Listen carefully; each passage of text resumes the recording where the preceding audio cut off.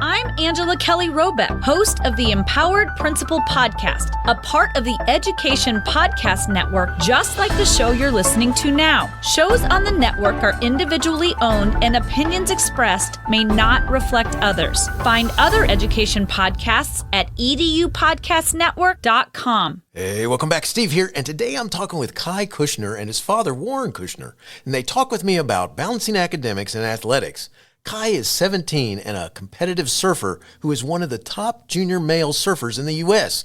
He has dreams of being in the Olympics. His school, Fusion Academy, makes it possible for him to train, compete, and travel while also completing his studies. And by the way, he's an A student and likes his teachers in school. He says it's fun, which is really cool. Lots to talk about, lots to learn. Thanks for listening. And oh, by the way, before you go, it would be so cool if you helped out the podcast. How can you? Glad you asked. 1, you could tell a friend and share links. 2, you could go to my website and leave a review and subscribe. And 3, click on the link on my website homepage to buy me a coffee. And by doing this, you could donate $1 or $2 or $5 or more to help me, address the costs associated with producing the podcast. That'd be so cool. You are awesome. Enjoy the show. Yeah, I spend a lot of hours training, at least like 4 hours a day of surfing and training at least 2 hours a day with a trainer. So it's a lot of work, and I'm reading this book, Atomic Habits. It mentions the 1% rule. Yeah. So it's like you better every little thing by 1% every day. And it's like all the little things that matter, but people put aside, like making your bed or everything, they all add up. It's the Education Podcast, your favorite show, with lots of groovy guests and they share what they know. So crank it up to 10 and let your neighbors know that here's another show with Dr. Steve Milletto. Teaching, learning, leading K12. Teaching, learning, leading K12. Teaching, learning, leading K12. With Dr. Steve Milletto. Kai Kushner is a competitive surfer who lives in Manhattan Beach, California, and travels the world to compete and train. He is 17 years old and has been doing this since he was 10. Kai has been surfing in Southern California since he was 6. A competitive surfer like his father, Warren Kushner, who's joining us today as well, Kai has become one of the top junior male surfers in the nation with the hopes of participating in the Olympics in the future. While Kai spends more time in the ocean than on dry land, his education remains a high priority for both him and his parents. Mother Dana Kushner credits Kai's success academically and in athletics to a personalized approach to his education. Having been with Fusion Academy since middle school, Kai has been able to succeed in his grades while also finding time to train. Often traveling, Kai's attendance doesn't falter with both virtual and in-person options available to him. Kai has many sponsors: Rivia Projects, Electric Sunglasses, Channel Island Surfboards, and Future Fins. In addition, Kai speaks Japanese and plays guitar, which is a good compliment on his journey. Our focus will be balancing academics and athletics through a personalized education. Warren and Kai, thanks so much for being on the show, and say hi to everyone. Yeah, stoked to be here. Thank you. Thank you very much. Really happy to be a part of this. First podcast. Well, cool to have you here, and that's awesome to have you have this first one down the pike here. So this is good stuff. So, all right, I grew up in Daytona Beach, Florida. I don't know if you've ever been there or not, but it's on the east coast of Florida. I had lots of friends. I'd never surfed, but I had lots of friends who did, and would get up super early in the morning, all kinds of stuff like that, and go out there. What do you like about surfing? I mean, what you like about it? I like everything about it. I started at a really young age and I kind of fell in love with it. So I like traveling the world and I love surfing with my dad too. Yeah. And I think being surrounded by nature. Yeah, for sure. Big part of it, for sure. That's cool stuff. So, I gotta ask you, because one of the things that besides you're out there in the water, you're out there in the with maybe friends and your father doing some surfing and stuff like this. If you started at 6 years old, oh my gosh, man, you got to feel like second nature at that board, don't you? Yeah, I mean, I definitely had to sacrifice a lot, but I feel like it's easier than walking sometimes. Nice. I like that. And he started surfing when he was 3. I started competing when he was 6. Nice. Yeah. Nice. It's been fun journey. That's cool. The water's definitely got to be like your first home more than your second home. Yeah. Good stuff. All right. So I got to ask this. Do you have any special memories about surfing in a competition that really stick with you? Yeah, I got a couple. My favorite one is I was in Pismo for the Pro Junior. And yeah, I haven't won in a contest in a while since then. And then A big contest. yeah, big contest. But yeah, I just felt like I was improving every heat, every time I went out there, and I got confident in the final and then surfed my best and got chaired up the beach. Felt amazing. It was Very a cool. high-profile competition. Yeah. There's a pro junior, which is one of the toughest events out there. And I was really proud. kids, Yeah, really proud of him. It's under 21, so he's got another 3 years still in the division. So winning it at Cool. 17 was Yeah. really, Still more contests to win. yeah, it was a big accomplishment. No, that's awesome. Like at that competition, I mean, like how many people are in it? I mean, how many, I mean, There were probably Yeah. 80 Yeah. in the pro junior, Yeah. 120 in the pro division, the regular open pro, right? What Yeah. would you say? About 80 of the best in the country. I'd say all of the best, right? Yeah, probably, yeah. In the country, under 21. that's cool. That's so I got to ask is, in some athletic comings and goings, people get to know each other. You get to know your competition. You get to know the people because you see them at different competitions. Is it the same way in surfing? Yeah, for sure. I mean, it's hard. It's like surfing's like, it's really competitive too, but like you make a lot of friends for sure. And yeah, traveling with your buddies, it's cool. You kind of find your group and it's sick. Nice. All right. So tell me a little bit about what influenced you to become a competitive surfer. And I got to add this part to it. Not only become a competitive surfer, but stay with it. Yeah. Well, my dad definitely inspires me. And especially when I was a little kid, he just put me in the water when I was super young. And yeah, I sticked with it because I love surfing and everything about it. Like, just, I guess it makes me happy. And yeah, I love doing it. What about are you a competitive person? Yeah, I'm pretty competitive. I feel like, especially when I surf against you. Nice. No little challenge. Not a challenge between I know, dad and I son there, know. right? But Yeah, I mean, I am. I really want to win, so definitely. But I want to have fun doing it too. Very cool. It's got to be a big part of it. So Yeah. what I need you to do here is kind of talk to me about, help us understand what training to be a competitive surfer requires. I mean, what's that like? What is, I mean, because, my friends that I knew in Daytona that surfed, I go swimming and stuff like this, but they'd be out there super early in the morning and stuff. I mean, tell me what, and that's why I said, that's not for me, man. no, Daytona's great. It's just dangerous in the afternoons. I've been there with the lightning. That was super scary, the afternoon. Nice.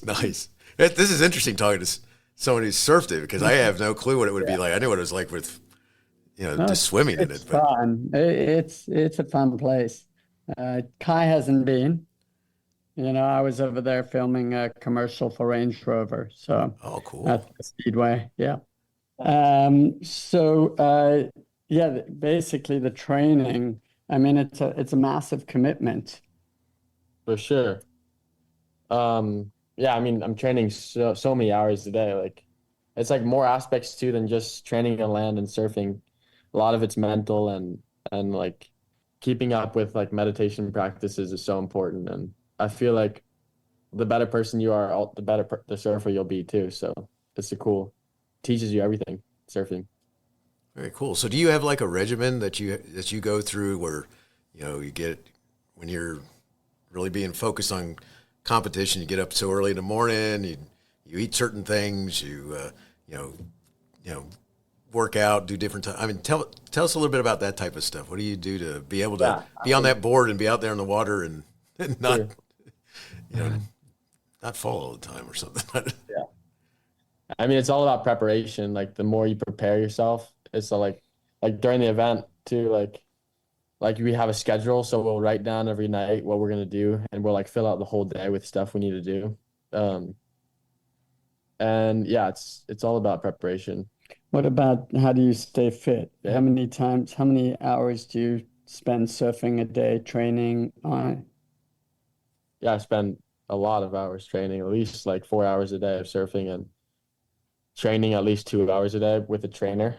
So it's a lot of work, but like I was at Fusion and yeah, my teacher recommended a book that would help my surfing career too. So it's pretty amazing that it works hand in hand. And I was, just learning about atomic habits and the 1% rule and how habits are formed. Yeah, it's a good book, and it's great to be able to learn what I want to learn at school. Yeah, it's such a luxury for the teachers to be able to work with the students over there, and for Kai to be using a book like Atomic Habits as the book of choice for his class. And it translates and helps him so much in his being a competitive surfer and being more committed to training and helping form the best habits. No, that's an awesome book to be reading, because especially to be paying attention to it. So because that could it's one thing when someone is signed, if you get introduced to a book or something like this, but you got to want to pick up the message, I guess, from it. So that's cool that you are. Yeah, it's good. It's important that like kids read books they want to read too. So it's good. But you got to choose, especially at Fusion. That's very, very cool. That was always a big challenge I had with English and the types of books they made us read or that public schools dictate. And I feel like reading is such a luxury. I love reading, but I didn't like it in school because of the type of books just didn't speak to me. So watching Kai's got an incredible teacher, Ish, and how he specifically picks the books with Kai is really refreshing. Yeah, it is. It's nice. That's awesome. All right, so in your introduction, Kai, I read that you're one of the top male surfers in the nation and hope to one day compete in the Olympics. So you got to tell us a little bit about the time that it requires you to be focused on doing that. Yeah, well, I've been training every day for a while, and like my schedule looks like just like driving to Huntington to get like a special trainer for airs and like full body workouts, and we kind of focus on like little like deficiencies in our body that like we'd strengthen. But yeah, it's so much training. It's a lot of work for sure, but it's worth it. Yeah, you pretty much have to commit your whole life to it for the next several years. Well, for sure. But like if you don't love doing it too, it's like it's not going to work. Well, that's kind of why I brought up my experience with my friends and that's why I asked you the question and stick with it, because I'm pretty sure a couple of my friends, it all was about just picking up girls. But they have a surfboard, they get out in the morning, and then make sure that they had a little audience once in a while. Yeah. Surfing has that. It's had that stigma for a long time, but when you get into the real competition, it's like any other sport. It's extremely competitive, and the surfers that are out having fun are not going to succeed. It's the ones that are 100% committed, and there's a lot of compromise with that being the best. And yeah, surfing is just like tennis or any other highly competitive sport. It's fun though too. Nice. I would hope so. I'd hope so. As a former high school principal, I was at one school where I had to learn about working with. Not all my schools were this way. One school though that I was at, I had students there who I had to figure out and. Their parents were just as afraid of me coming in to say anything, because they struggled with trying to get previous administrations to understand what their student needed to be able to do, and a couple of them, I had a hockey player. He was a competitive hockey player. He was being wooed by a professional hockey team, and they had sent him to some place. And I had a couple of horse people that were competitive internationally in horses, and I had another one who I had a couple who were in tennis. North Metro Atlanta area is big tennis areas and tennis schools and so forth. And what was really interesting is, and by the way, notice none of those were surfing. I'm in Metro Atlanta area, but did have a sailboat person who was doing all that type of stuff. So, but that's why I was asking about time, because they were very, very much.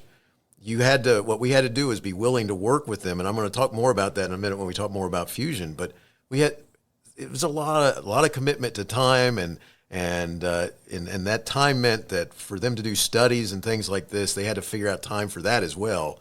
Tell me what a day, when you're training, when you're focused on getting ready for a competition or something, when's your day start and when's it end?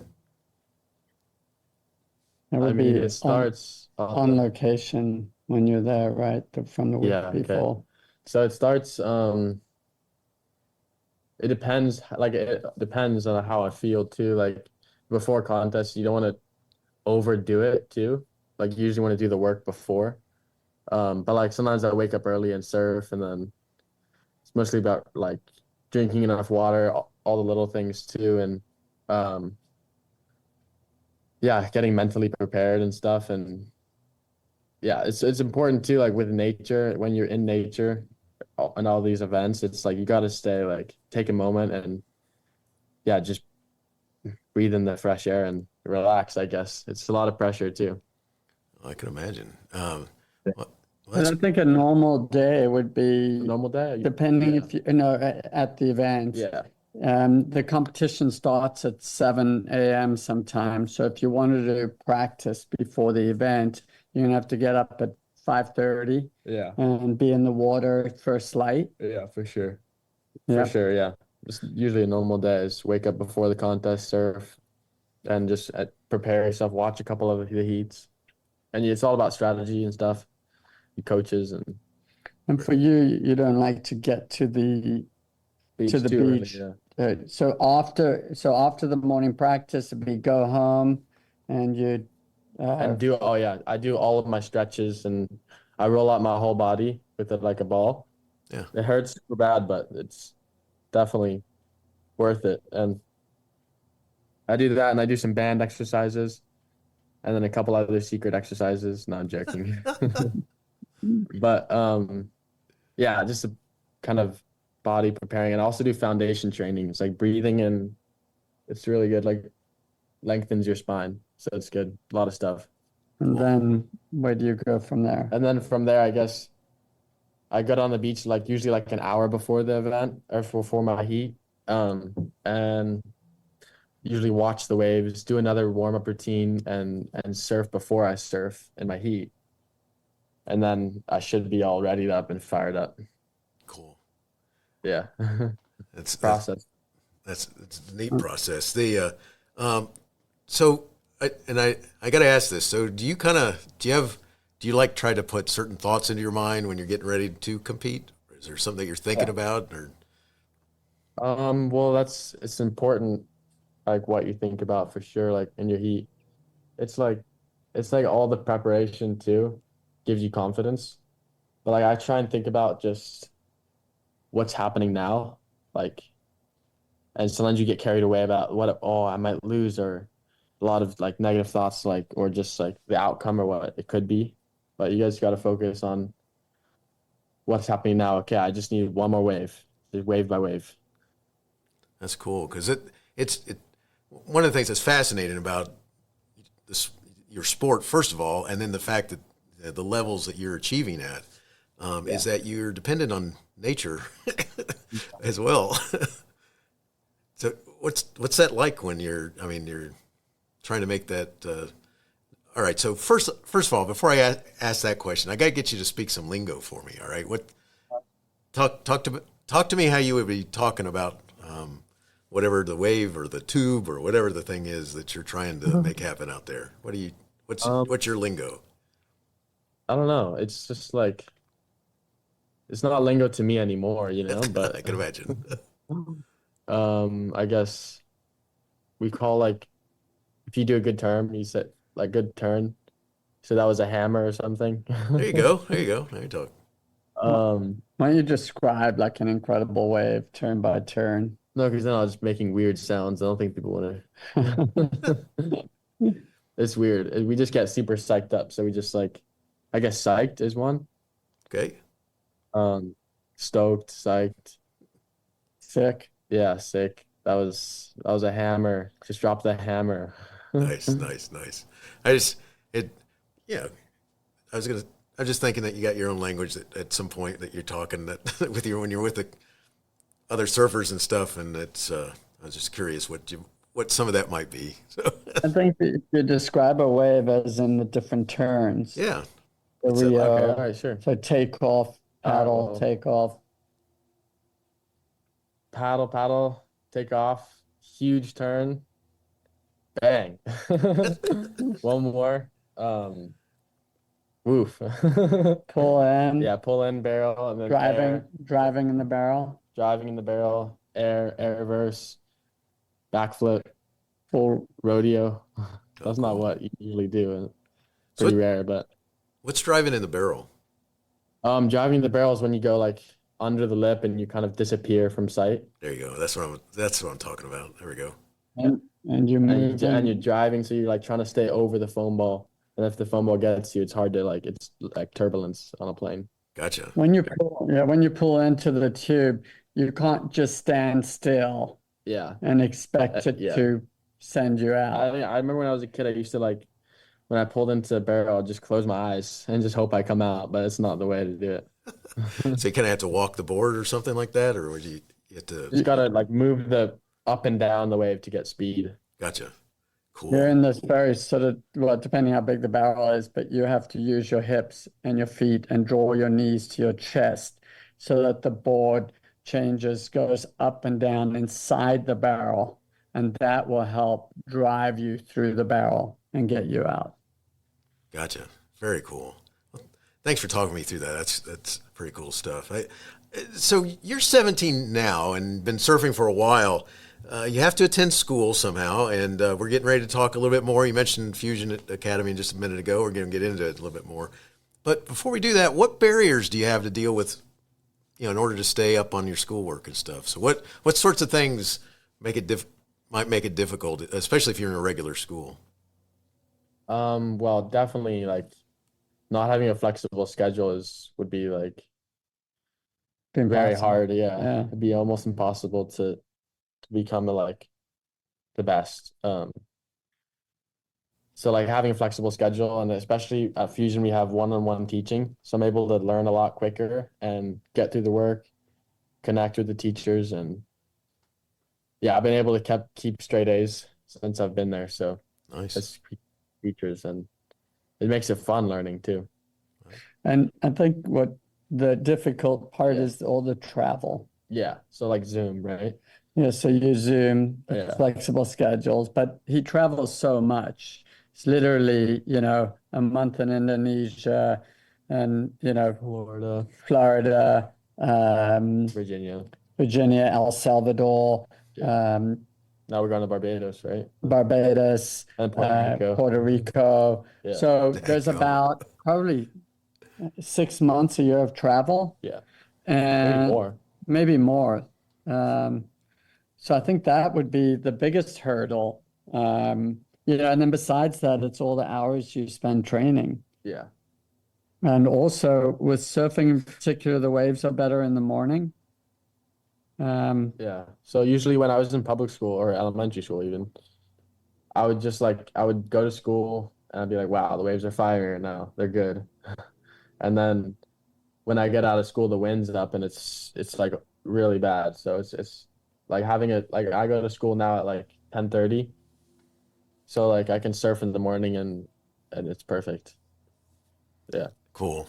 So that brings me to this, which is, because like I said, we're getting closer to talking about your school that you're in now.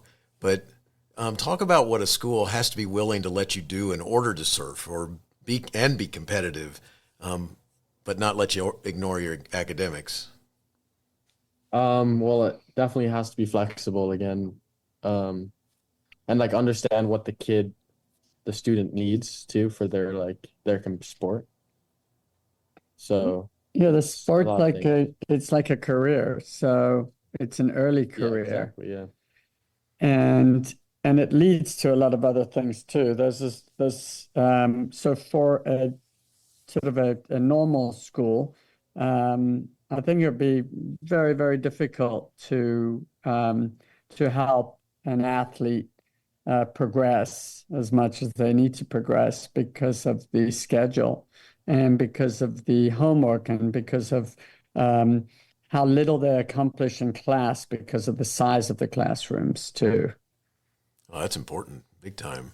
I know, like one of the things that I had to be willing with those students that I was telling you about with the competitive sports that they did, that there were certain times of the year that I had to let my district know that we're going to circumvent some of the main policies, like you couldn't be out of you couldn't be out of the school for so many days straight and stuff like this. Well, they're often doing whatever. Like I'm listening to you talking about being in these different countries and stuff and other parts of the state. I mean, even if you're in this country, Virginia and Florida on the other side of the on the other side of the piece of property there. So I think those schools were the school that you were at, the students are very fortunate to have you Yeah. because what we experienced, we had one principal in Cool.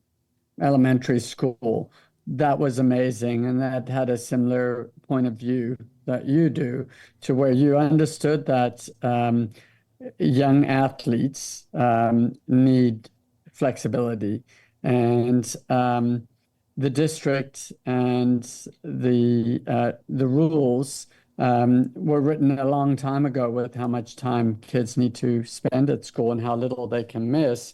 And we're in a place now where there are other things like athletics and where that can create a very successful life and career for a kid. Even the dedication of training and working that hard, which is what it requires, teaches so much to kids. And it's equal to me as an education. So having principals like you and like one of our principals that we encountered is a game changer for these kids that have the talent and the determination. So it's not really just the talent of the sports. You can tell when kids are determined and they're putting in all the work. So there needs to be more principals like you out there. appreciate that. It's an interesting, well, it's part of a kid's life. I mean, it's part of their life, and if it's that focused, one of the things that I think has to happen is figuring out how to make it possible for them to do both, because there's good experiences there by being able to be part of the school setting if you can go in and out, especially if you grew up with some of the friends that are there and stuff like that. But it is difficult though, because some places really get rigid about about those rules and policies, and they can't be broken, and that would destroy somebody trying to do it. And that's one of the reasons why I really, when this opportunity to talk with you guys was shared with me, I'm like, this will be cool. So because I've had some experiences, like I said, not with surfers, but with other sports. But neat stuff. So you attend Fusion Academy. So let's talk about the school now. What makes the school just different from others? Like a lot of things, just the way that I guess the most important thing is the teachers in it. They're amazing. Like they inspire me, and they got to inspire me too, because it's one-on-one. So I'm just talking with them, and I got to do what I want to learn about too. So it helps me so much more. Yeah. And the one-on-one, and then also their methods of teaching. They do an incredible job of understanding what inspires their students to learn, right? Yeah, it's also like therapists sometimes too. You can talk to them about anything, and yeah, it's so awesome to just have that support. Yeah, they understand their students because exactly, they get to spend one-on-one. So they understand them so deeply. And And yeah, it's just fun. Like I'm excited to go to school, you know? Nice. That's excellent right there. Yeah. So one of the things I gotta let's talk a little bit about, because you're talking about that one-on-one, and that's part of your travels and the competition and all that stuff is got to make it difficult at times to keep up, especially if you're in a traditional setting, to keep up with assignments, regular assignments and stuff like that. I mean, so how are you able to keep up with your studies and be successful with academics and your athletics in order to do what they need you to do? I mean, what is it that, and it's cool that you're reading Atomic Habits, because that's someone to assign that or to have that conversation with you about that book is awesome right there. But what is it that you're able to do with Fusion? How they support your focus? I guess it just enables me to do everything I need to do in my like sport like life and with surfing and just also learning too. I'm able to learn a lot faster, and I guess like one of the years I did we worked on a writing competition. So I wrote, and I got a silver key, which I was proud of him. Nice. But yeah, it's fun. I love writing, so we get to work on like what we want to work on. Very cool. So do you create the course work? And I mean, what I mean by this is, do you create the path, the curriculum that you're going to follow? Do you like sit down with someone at Fusion Academy who designs the coursework you're going to end up taking? Not really, but like they kind of like base it around your interests. So like one time I learned with my history teacher about the history of surfing. Nice. Yeah. But then also like if like we were supposed to read a book, then they'll be like, oh, well, what book would you want to read? I have these options. These look good. They kind of work with you. They're brilliant at coming up with ways to cover the curriculum. Yeah, exactly. In a way that speaks to the individual student. And it's just absolutely amazing to us how, our son is excited to go to school and excited to learn. And the teachers are very innovative. Kai often comes home and says, oh, today I got to teach the lesson. Nice. And it's so brilliant. It makes it fun. Yeah, it makes it fun. And at the same time, he's absorbing all the information. So they find ways to make the students and make Kai think about what they're doing. A lot of critical thinking too. Like they make it hard too, which is good, but not too much work. So it's challenging. And they get the work done in the class, which I think is one of the biggest game changers, right? Yeah. I mean, if I don't do it in class, then it's like not that much homework to do, but that's like manageable. Gotcha.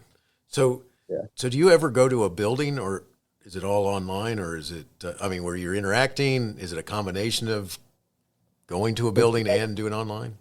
When I'm home, I usually go in class. So it's in Hermosa, and they have homework cafes and, people there, teachers to help you do your homework there too. So yeah, it's nice. It kind of like, I like my life when I'm home, it just feels good to be there. The routine. Yeah, the routine. And the environment they've made, that's another great aspect of the school. It's a very casual, inspiring environment. It feels like a fun workplace. Yeah. Nice. I was going to ask you, so when you go to a classroom, what's a classroom look like? Do you have different furniture that you can use or something? I mean, tell me a little bit about, or even that open space that you're talking about. We have like a room where there's like a chair, 2 chairs and 2 desks, and then they have like a whiteboard, and they teachers decorate it how they like. But we have the 2 desks, and it works perfect. So each classroom is dedicated to a teacher. and they personalize it, which I think is really nice. Like a lot of, like my English and well-being teacher has like plants and bunch of stuff, and then my history teacher has like a bunch of Legos of like flowers and stuff and waves. It's sick. Do they have any pictures of Yeah, they have pictures of their family? their family, everything. Yeah. And like at least on my history teacher's Andy, his door is like a picture of him, and it says like what food he likes and what's his favorite, like what like stuff about him. Cool. So Yeah. It's personalized, and it's a much bigger relationship than just teacher student. And I think that's how they're able to inspire the kids to really give it their best. It doesn't mean the work's easy. Yeah. It's still the same curriculum that they're getting through ultimately, but they're just doing it in a different way. Nice. Yeah, it's fun. Very cool. So Kai, when you graduate from your studies in school, got thoughts about what you want to do? Yeah, I definitely want to be a competitive surfer, travel the world, keep learning Japanese, and yeah, just keep focusing and trying to be the best surfer I can be in person. And then you're also going to take Spanish, right? Yeah, I'm gonna start Spanish. Very So cool. it's gonna be good. Still full schedule, even though no school. Very cool. So they Yeah, the hope for us, he's got an incredible foundation with the Japanese, taking it through fusion. It's been great, and he's doing really good with it. And the hope for us as parents, I know how much he's learned. I know he has the discipline and the dedication to be successful in whatever he ends up doing after being a professional surfer. So the next 7-8 years, he's going to give it a go, keep at it, and by the end of it, he's going to be fluent in Spanish and Japanese. Nice. And then after that, I'm sure, through surfing and through meeting people all over the world, it opens up a lot of doors. It does. Well, that's awesome. I can believe it. I can definitely believe it, and especially at the level that you're what you're competing at, and just the travel that you're doing to compete. I mean, oh my gosh! And then the languages to be able to converse with others when you go to those different places. Nice, like that. So, as we're getting close to finishing up, one of the things I want to ask you is that a lot of times my listeners want to be able to reach back out or find out more information. So, I'll put a link to Fusion Academy so they can find out about that. Any links you guys want to share? I guess so. My Instagram, just probably my main thing. Just Kai Kushner. That's it. Yeah. Cool. And then he's on YouTube. He hasn't really kept up with YouTube, but there are some fun videos on YouTube from when he was really little, starting when he was 10 years old. And some of the travel that he narrated and yeah, I remember when you forced me to do those. Very fun. I know I did, but I think you'll look back and be happy to have them. So it's his voiceover. That's cool, and they're fun. Yeah, so I think that's just kaikushner.com. Something, yeah. Oh, something. Just Kai Kushner. You'll find it. Yeah. So I'll find it and put it as a link in the show notes. Just a side note, have you guys ever, in the 70s, there was a movie, they made it into a movie, it was called Endless Summer. And with the focus on surfing, Warren, I think it's still one of the best surf films ever made. It's such a cool movie. I'm going to actually, now that you brought that up, I'm going to watch that with Kai sometime. But because we didn't have in South Africa, it came there and somebody got a projector, and everyone from the 3 towns around where I grew up came together, and we watched it. Nice. And the music and the way it started, and I forget if it was Pink Floyd, The Wall. I forget what the opening song was, but that movie was just branded, that just amplified my love for surfing. So. I'm excited to watch that with Kai. Cool. Well, have fun. It's a cool movie because it follows, these guys and their travels in surfing in all kinds of different places where they've heard there's this, that, or the other, and it's a cool movie. So and Great to go to South Africa. yeah, you'll like it. they're all over the place. So it's I know. nice. Well, very cool. I've got Kai. I got one last question for you, and it works like this, and it's a little lengthy question.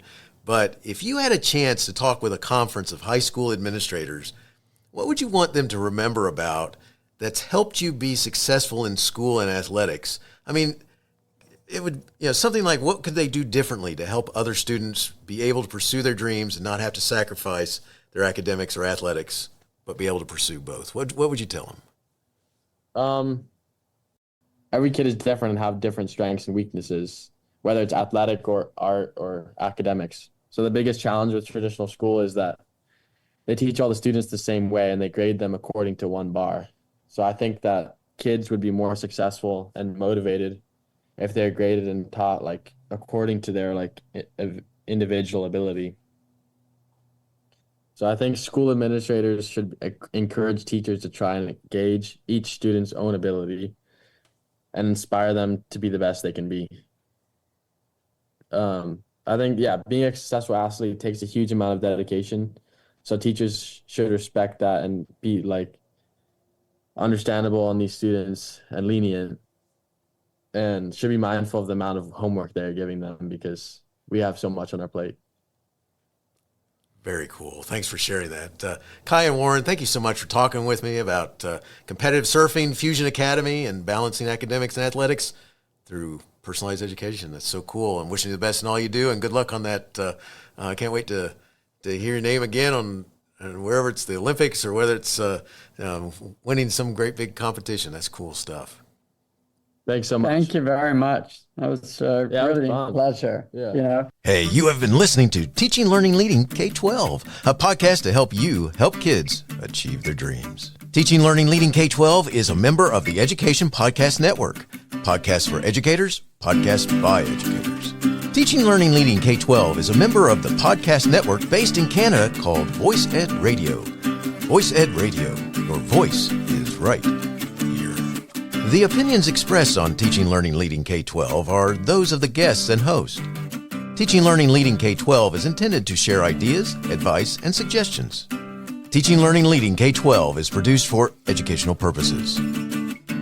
Hey, thanks for listening. It would be awesome if you visited my website at stephenmiletto.com and connected with me, left a review, and listened to more episodes. And by the way, you could also share it with your friends, with your family, and your colleagues. Thanks so much. You're awesome.